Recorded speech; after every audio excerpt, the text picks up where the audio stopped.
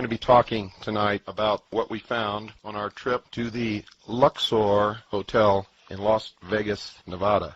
Driving across the desert of Nevada, approaching from the Boulder City Highway, looming off in the distance is an incredible sight. If you did not absolutely know where you were at, you would tend to believe that you were delirious and had somehow been transported to the desert of Egypt. Rising up above the city of Las Vegas is a black, reflecting, huge pyramid, easily as big as the Great Pyramid of Cheops in Egypt.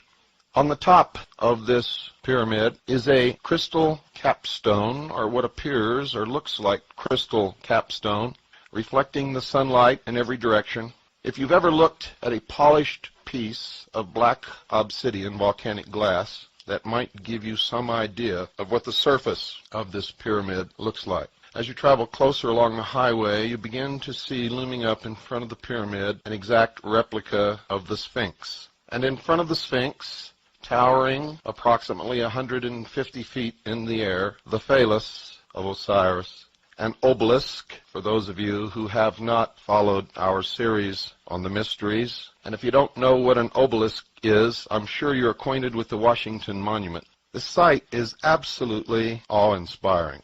The sheer size of this structure is overwhelming.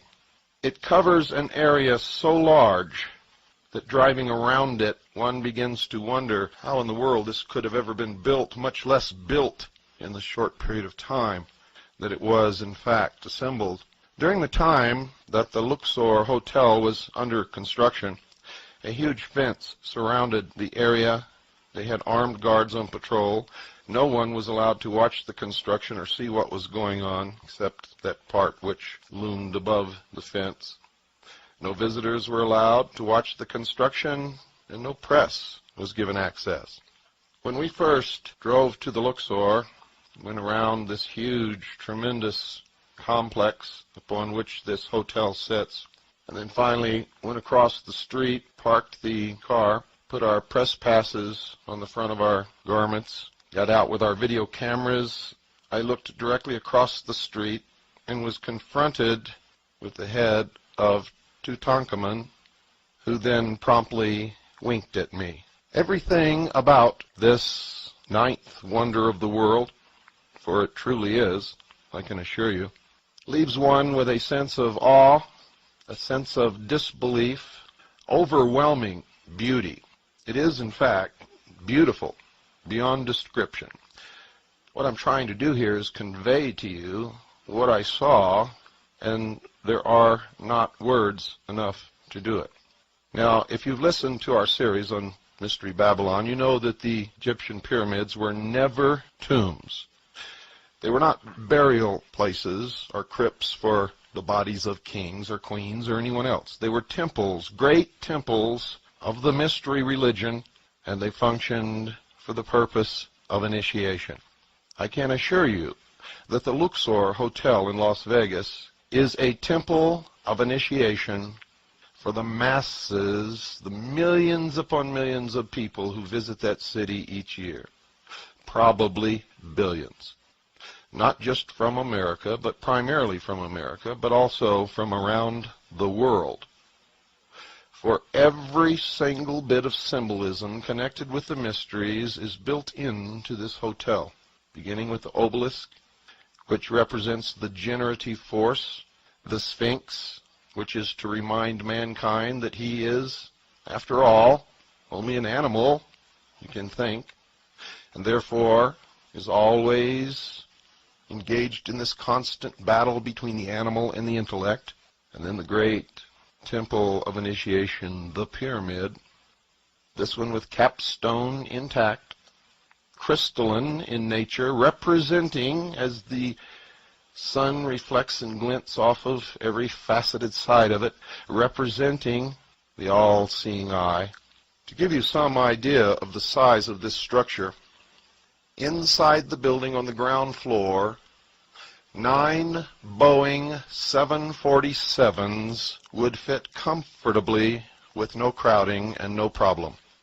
9 Boeing 747 And those are the huge passenger jets. 9. Inside the building there is an obelisk which begins at the lowest floor, which is below the ground floor actually. Begins on the lowest floor, comes up through the casino onto the upper deck and points directly at the center apex, the zenith of the pyramid, is another obelisk. It is an incredible sight, ladies and gentlemen. Everywhere you go there are Egyptian hieroglyphics, scenes of all of the ancient gods. Remember I told you all the old gods are returning? Boy, are they ever. The whole story of the Osirian cycle is unfolded. The Nile River is there, and in fact, the Nile River circumnavigates the entire lower level, and they have great Egyptian barges upon which people ride around the inside perimeter of this great pyramid.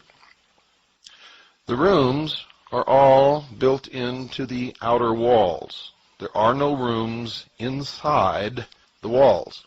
They are in the walls of the pyramid, and each floor is on a level that juts out above the floor below it all the way up.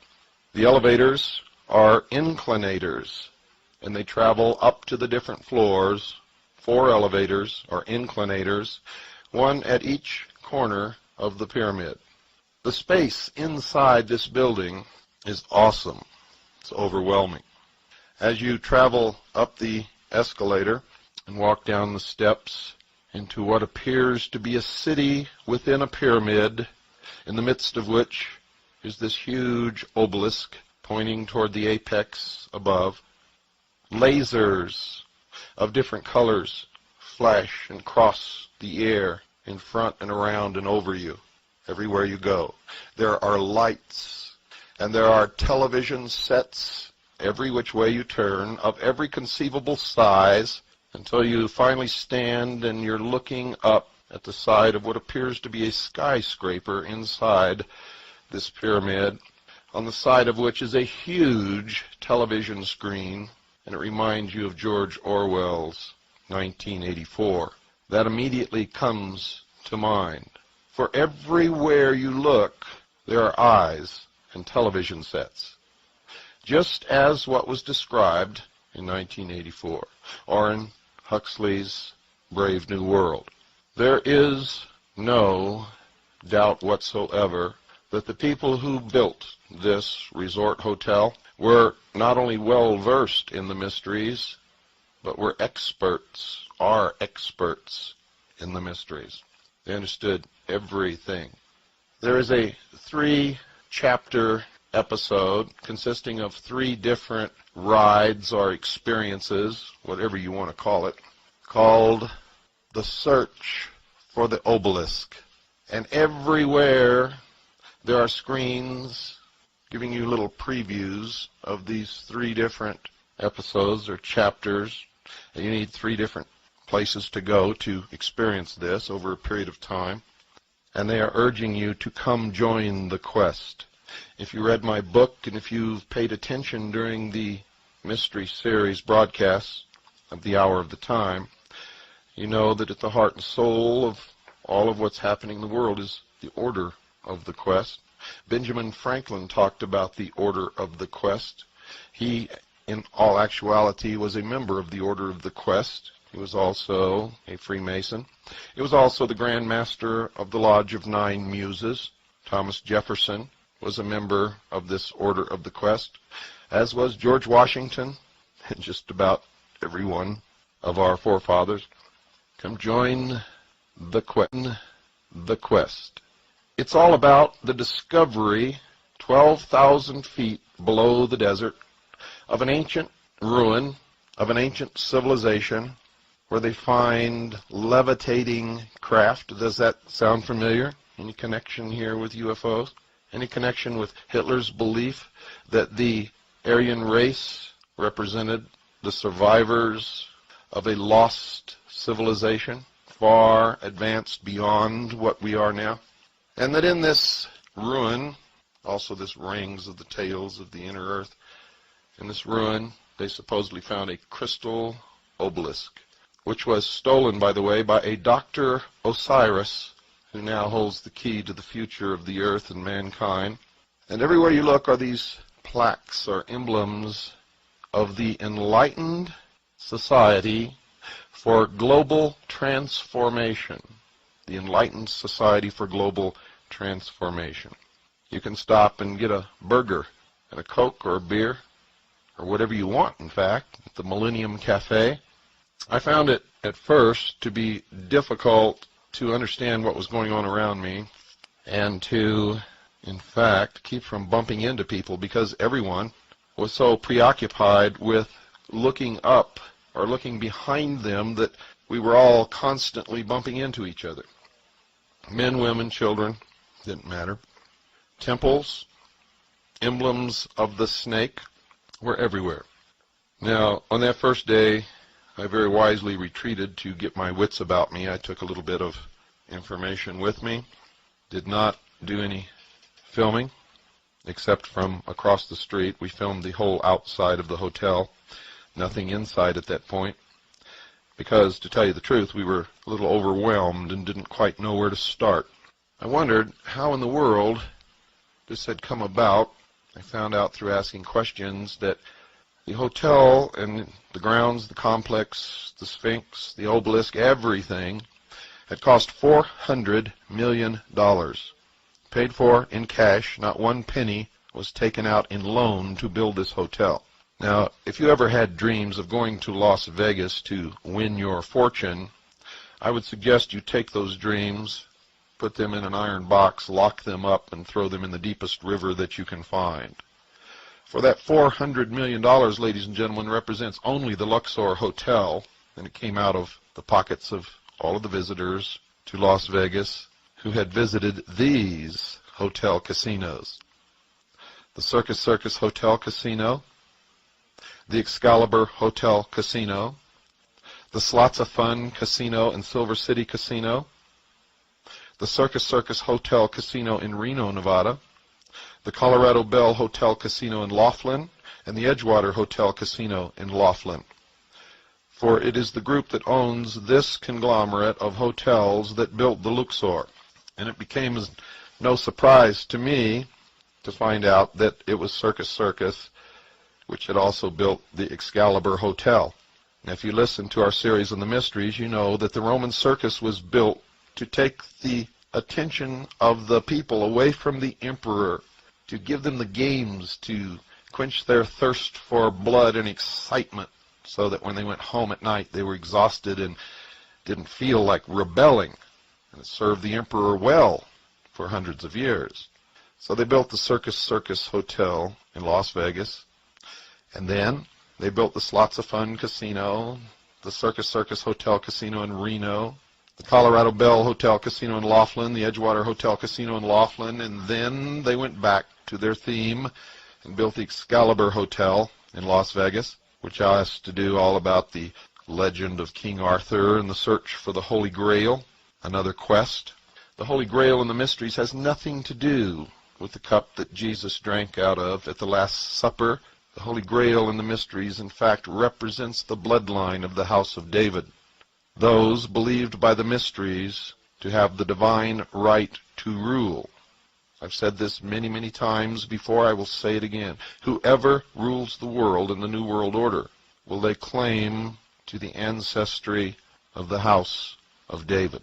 And then the Luxor, the ultimate temple of initiation that has ever been built throughout history. The shows that you go to in this hotel are beyond description, and you'll have to wait until you can get a chance to visit the Luxor, and I advise you all to do it. You will see verification in front of you everywhere you turn of everything that I've ever told you on this broadcast about the mystery religion of Babylon. It's all there. Nothing has been left out. As you go from show to show, you are indoctrinated slowly into the mysteries. You are told that if mankind does not change now, that the future will be bleak, if not non-existent, for mankind upon this earth. Everywhere you hear the phrase repeated, now is the time, now is the time, now is the time. The same phrase that kicked off the French Revolution and the Bolshevik Revolution is now being heard in America. And the great quest, this search for the crystal obelisk in these shows, is really symbolically the search for God, for the obelisk represents the generative force, the force of creation. It makes things happen, gets things done. And what you ultimately discover, and by the way, the discovery, as far as I could see, was only made by a few, is that there is no God, man is God. That's the theme, and that's what you learn if you're paying attention. Most people that I saw were completely baffled. They had no idea what they were going through and couldn't even figure out the story.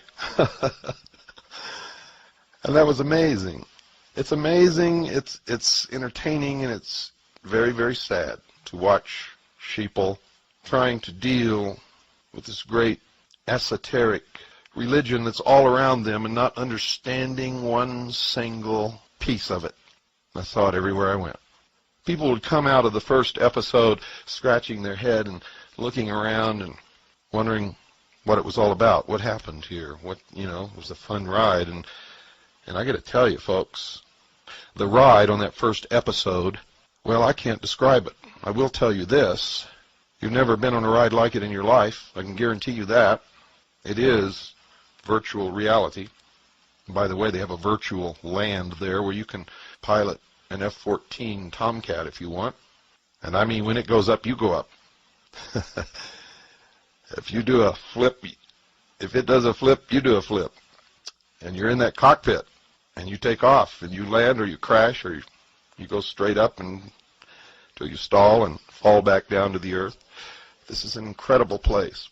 When I did the episode, when I explained to you the meaning of 2001, in that movie there was an obelisk, a monolith, a stone, black, remember?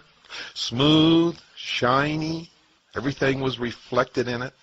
And remember when the astronaut went out to investigate it, he couldn't find an opening and finally pulled up a piece of it, looked inside, and there was another universe.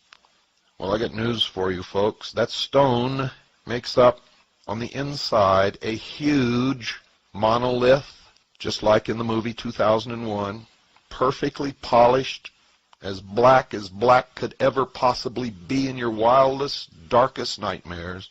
And it reflects everything that goes on. All of the lights and the laser beams that are flashing through the air are all reflected in this shiny, polished, smooth black stone. It resembles the stone in the meditation room of the United Nations. What you're hearing tonight, ladies and gentlemen, is the indoctrination of the masses, the sheeple, into the exoteric meaning. Not the esoteric, mind you. Only those of us who have been studying that for many years really understand what we're looking at. But the public is being prepared for the New World religion. Make no mistake about that. And we all must prepare for what's coming. For what is coming, for many of us, is not going to be good. Many people will embrace the New World Order and the New World religion. They will not have to think anymore. They will not have to be responsible. Of course, they will have no freedoms. But Daddy will take care of them. Their every need will be furnished as long as they do what they're told, when they're told, how they're told, and worship the God that they're told to worship. Those people will be happy, but many of us will not be happy under those circumstances, and we need to prepare ourselves for the hardships and the trauma that is coming. And as sure as I'm speaking to you tonight, it is coming. A visit to the Luxor Hotel will bring this home to you quickly, quicker than anything that I can think of. And when you see the Excalibur right next door, and down the street the Circus, all built by the same people, and all right out of the control mechanism of the ancient mystery religions of Babylon.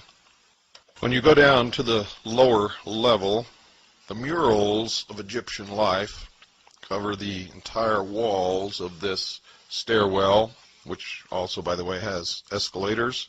It goes down to the base of the obelisk, which goes up through several floors and then up into the center of this great pyramid and points directly to the apex. At one point I was watching the laser light show when all of a sudden a small port opened in the apex of the pyramid and a pure shaft of light connected with the tip of the obelisk. And a chill went right up my spine and the hair stood up on the back of my neck. And I felt this terrible fear in my belly, knowing that these people are not playing games. I was even more taken aback when all those standing around who had witnessed this laughed and giggled and pointed and thought this was just another wonderful part of the entertainment, having no conception of what they were witnessing. Luxor, by the way, means the source of light. When I went down into the very lowest level, there is a shop there called The Source, with all kinds of Egyptian paraphernalia, books on the translation of the different hieroglyphics and papyrus that have been found throughout Egypt, on the monuments, in the tombs, on the pyramids, the translations of the different stelae, including the Metternich stele, which the stele group is named after. Next to that is a museum. There's a complete reproduction of Tutankhamun's tomb.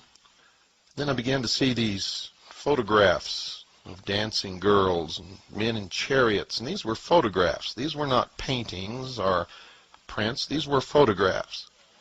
And then I saw double doors above which the words theater was displayed. Again, pinned on my press pass, went through those doors, and down in the bowels of this huge, gigantic pyramid was a recreation of the Roman circus. And at night they have huge pageants. The one that's advertised is called the Winds of the Gods. The Winds of the Gods. And at one point, the wall of this huge, tremendous circus, in which you could place a football field, opens up, and they create the Nile River running through this auditorium.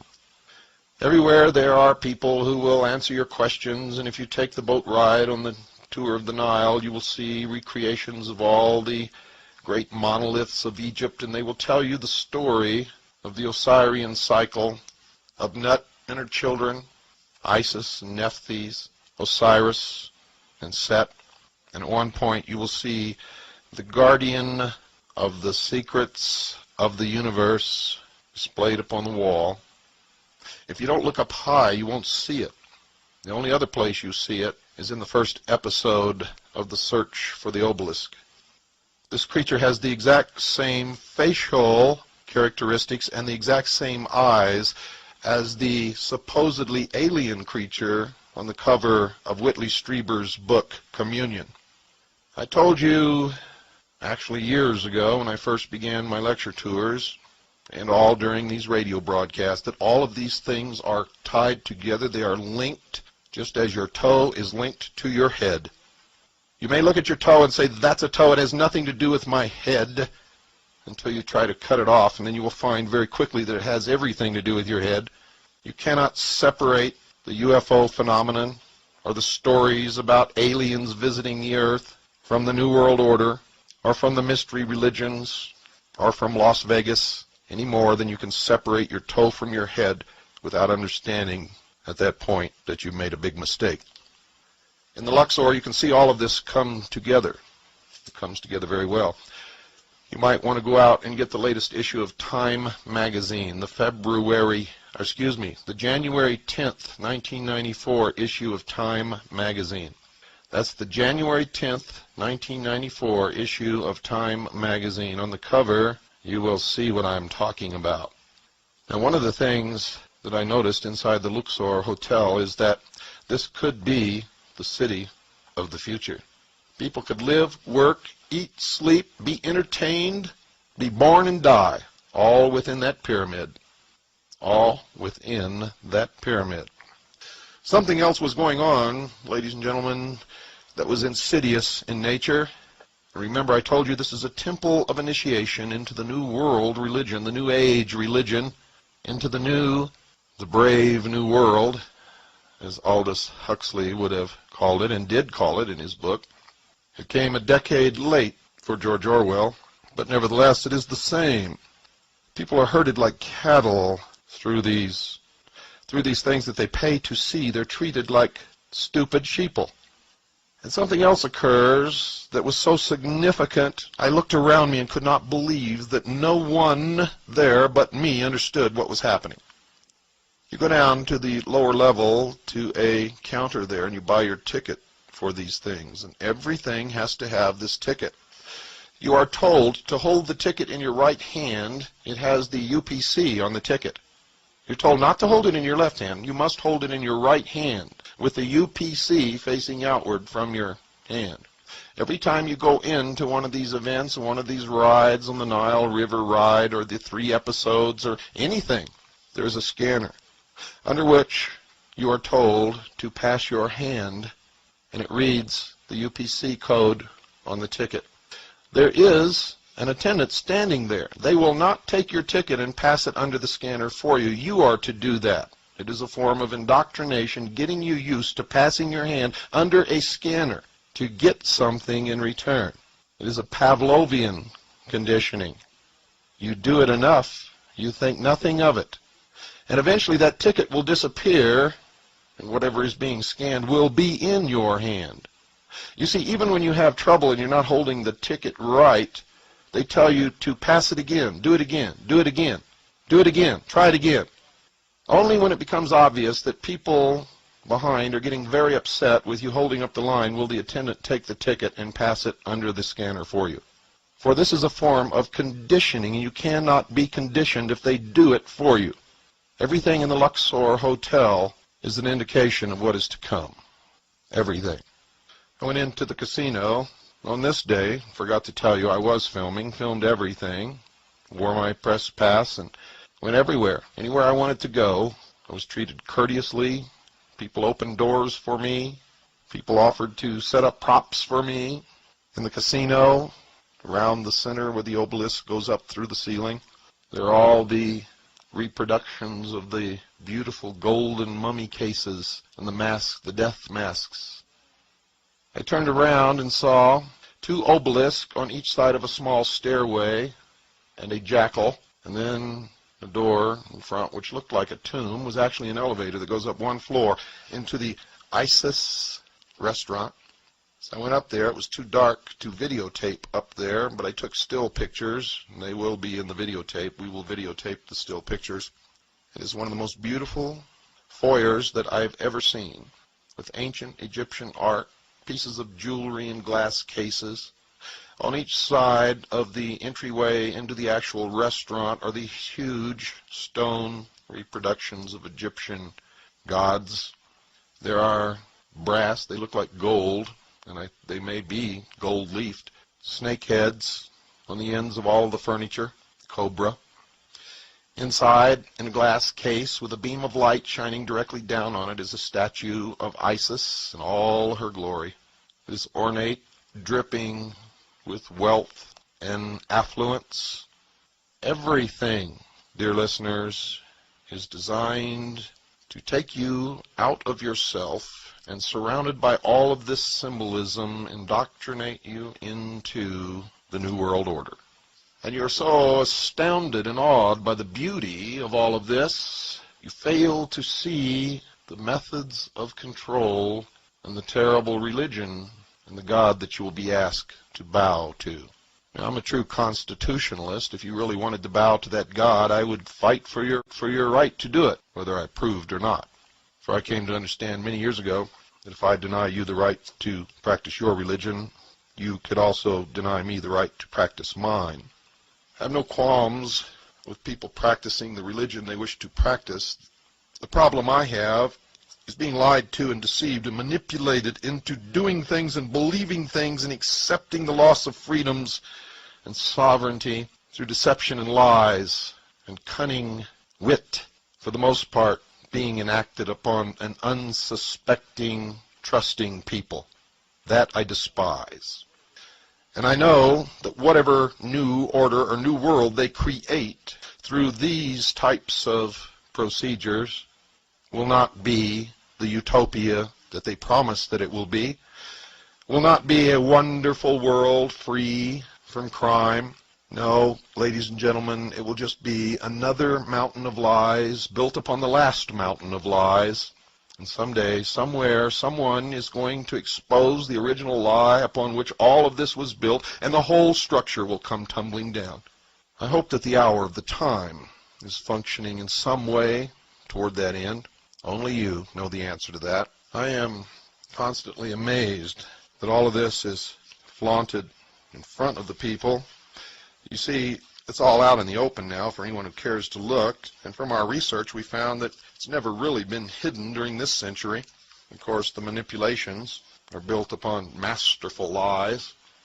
But if you want to do the research and look, you can always find the truth behind the lie because it's not hidden. The way that they've been able to get away with all of these things is very simply, they believe, and in most instances they're right, that most people don't want to think for themselves and will never look. Therefore, they don't even hide anything. That's a shame. It is, in fact, an indictment of all of the American people and the people of the world. It's always been my hope to be able to wake the sheeple so that they become real people whom we can then empower to save the penultimate achievement of all of mankind, and that is the document that for the first time in the history of the world truly set man free, gave him the greatest opportunity, and created the greatest civilization, the greatest nation that's ever existed upon the face of this earth, and now everyone is willing to flush it down the toilet, literally, and step back into slavery. Why? At night, the Luxor lives up to its name and is truly